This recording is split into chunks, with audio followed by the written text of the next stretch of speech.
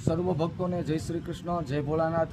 આજે આપણે ધર્મના વિષયમાં વાત કરીએ કે વૈષ્ણવ સંપ્રદાય કૃષ્ણના આશ્રિત ભક્તો શું ભગવાન ભોળાનાથની પૂજા કરી શકે કે નહીં।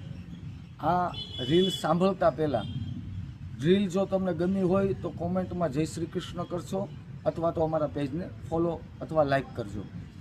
તો હા, વૈષ્ણવો ભગવાન મહાદેવની પૂજા અવશ્ય કરી શકે।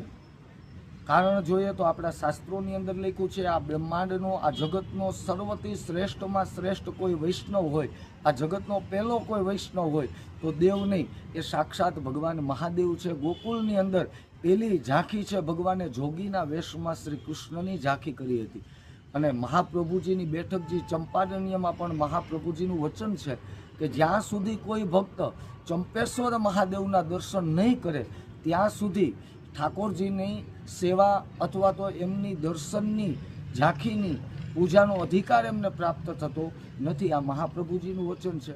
માટે કોઈ પણ વૈષ્ણવો ભગવાન ભોળાનાથની પૂજા પણ કરી શકે અને મહાદેવનું નામ પણ લઈ શકે। કદાચ એના મગજની અંદર કાંઈ આવો ઉલટ સુલટ જો વિચાર હોય તો એને દૂર કરજો। જીવ અને શિવ છે એક સમાન છે। અસ્તુ, જય શ્રી કૃષ્ણ।